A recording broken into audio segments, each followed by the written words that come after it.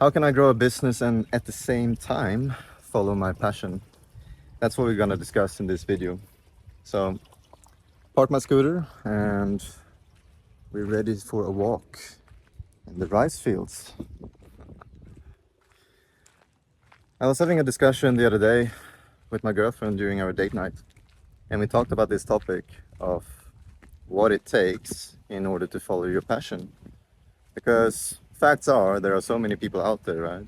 Whether they're in a 9 to 5, whether they're running a business and maybe running one successfully so. But what they both have in common is that they're not doing something that they truly enjoy, like at least fully to 100%.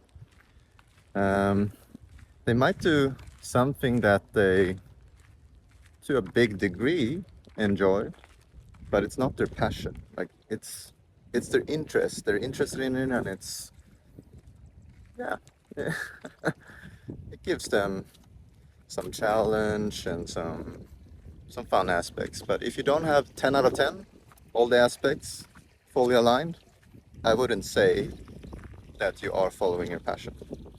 So, how can one do that and still run a business at the same time and do that successfully? Well, the way I think about it is that we're going through these different phases, right? Like back in the day in my story, I was in a 9 to 5 first. I was doing internships, I was doing a lot of things in the investment banking world, and I was also in a master's MBA for quite some time there. And yeah, I did a few jobs there that I kind of thought was like my path going forward. But deep inside, I knew it wasn't. Like, I was sitting during my internships in some 9 to 5s and fucking pounding on Excel spreadsheets and doing numbers, budgets, financial statements, etc. And I'm like, I'm not excited to go to work here and be here for 8 hours today. Like, I'm not. Maybe 3 hours out of those 8 hours is fun. And then I'm looking forward to the lunch break and the coffee chat with some employees and some coworkers. And then from the business aspect, as soon as I got into a social media marketing agency, what was on my mind was, can I just get 2, 3 clients paying me 3, 4K a month? Because then my life will be good. My bills will be paid. I will be able to, yeah, do a few things that would be quite nice. Maybe lease a car, maybe travel a bit, fly to Thailand or Asia or whatever, Bali.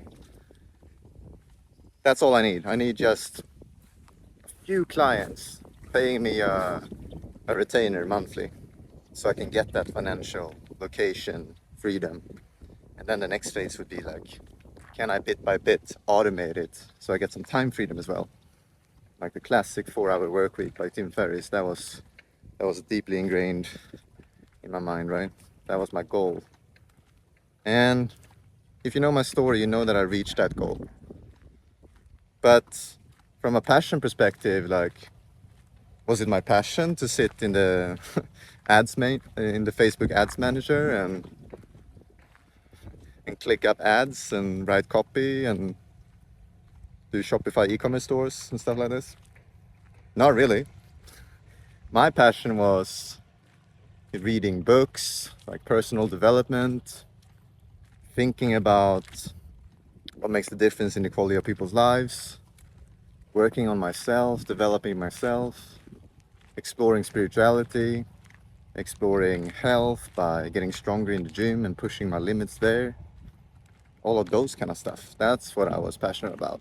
That's what I could do like all day. I could, really immerse myself in reading for 1, 2 hours a day and then listen to podcasts and like the other stuff with social media marketing agency. I just wanted to get done and I just wanted to automate it so I can have more time freedom to do the things that I really wanted to do. So going back to the phases again, I don't know what phase you are in right now. I don't know if you're running a business, if you are growing one or have already been growing one. But the phases that we go through, right, is one, we're developing skills, so we have value to provide to people, so we can make an income. That is the financial aspect. We need to cover our bills. Two, most of us would prefer location freedom, that we can work from wherever we want to and whenever we want to. Maybe you still need to work 5 hours a day, 6 hours a day, but the flexibility to be able to choose when you put in those hours is a very nice thing, because then you can decide, hey, I'm gonna wake up, I'll take a walk, then I come home and I'll do 2 hours of deep work, then I'll go to the gym, I have a nice breakfast, maybe I read a little bit, and then I go to the remaining 3 hours of work I need to do today. So you don't have that boss bossing you around of like, you need to do 9 to 5. Don't come in late, don't leave too early. Next phase, time freedom, like I mentioned.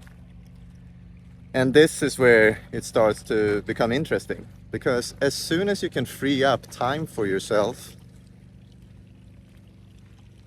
that's the stage where you get to, now all of a sudden you have more time to explore the things you enjoy. You have more time to understand yourself, get more self-awareness of how you work and what you're interested in, and where your curiosity wants to take you. And once you checked off those boxes, financial, location, time freedom, with the time freedom, now you can truly start exploring what's your passion. Like, what is the thing that you want to do even though you don't get paid a dime for it?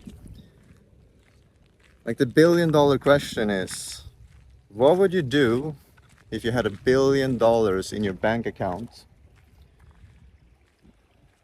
and you knew you never had to work for money again? And now what are you gonna do for a career?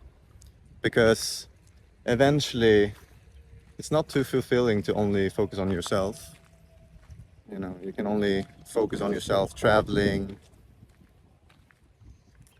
being in the gym, working on your body and stuff like that for a certain period of time, until you get tired of that too and you want to reach fulfillment. Fulfillment only comes from serving and helping others. So that is the thought process of like, what are you gonna do if you had $1 billion in your bank account? My answer would be, I would read, I would listen to podcasts, I would learn all day. Then I would have conversations with people about those things, deep conversations, in my podcast. And bringing any person who I find fascinating into that podcast. And then spread that message to as many people as possible, providing value and positive impact to the world, right? So maybe ask yourself, do I have a money problem or do I have a passion problem right now? Where am I in these stages between like survival stage, striving for the time freedom stage, and then the more self-actualization stage, where you're really going after your passion and what truly fulfills you, without really thinking too much about how much money you're making and that stuff. That's gonna come naturally anyway. And that's what's ironic in a sense. You know, I can only share my experience and my sort of realization where for years I was having a plan. This is my goal. I want to get here. This is the plan. Fucking genius. I know what I'm gonna do and I'm gonna work hard doing it and stay consistent and disciplined. But that was forcing it. That was a lot of friction, and that was not swimming with the current and going with the flow. That was swimming against the current and trying to knock doors open that are supposed to be closed.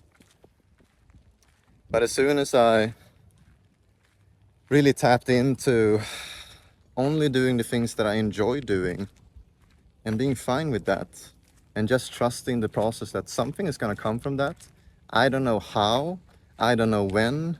It might come in a completely different way than my mind and my conscious can perceive, because facts are like the universe, the source, God, or whatever you want to call it,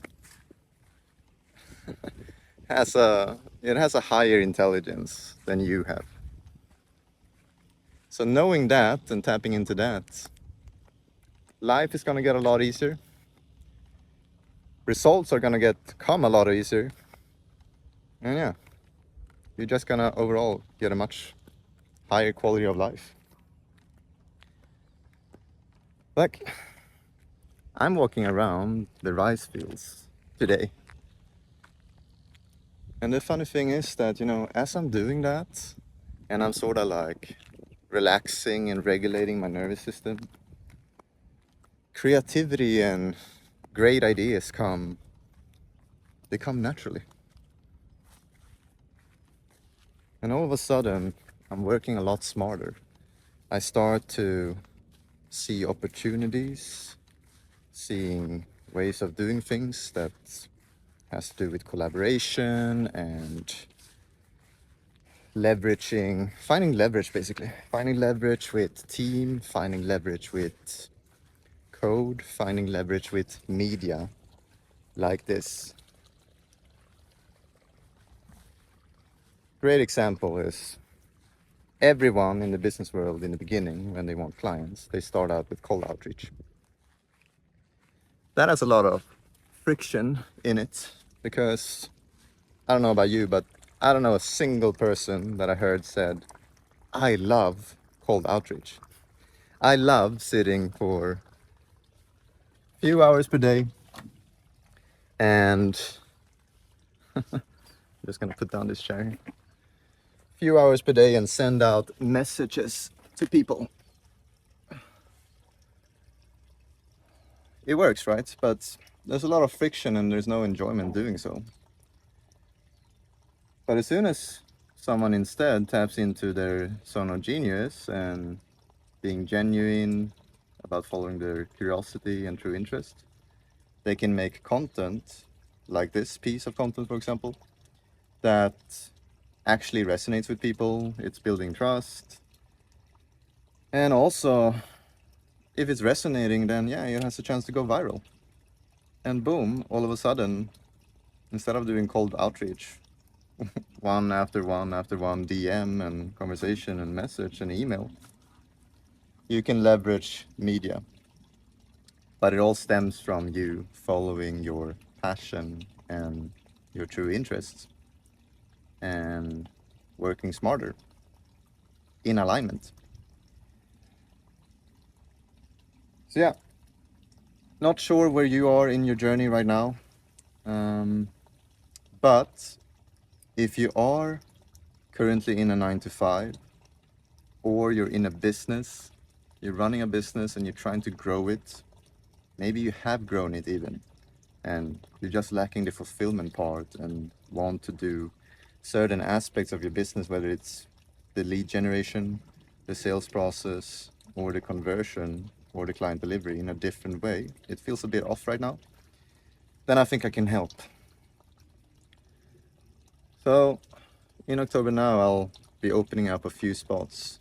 I'm thinking just 2 or 3 spots that I'll be working with people one-on-one, hands-on, very tailored approach. You'll get my full support. You'll get help with getting clarity on what would be your passion, what would be in alignment with you. And we'll structure a business, a deeply aligned business that will contribute to a deeply aligned life, and get your next couple of clients for your business in a more effortless way. It's about attracting rather than chasing, and ultimately get your business to $5,000 to $15,000 a month in profit, and going beyond. But yeah, all about having a business that actually supports your lifestyle, that as we grow it, life also gets better. Super important. So if you're interested in that, hit me up on Instagram. Say, hey dude, saw your YouTube video and I'm interested. You can comment a silly word like freedom or something. And yeah, I'll send over a few more details on what that program would look like. So, hope this was valuable, guys. Makes you think a bit differently. That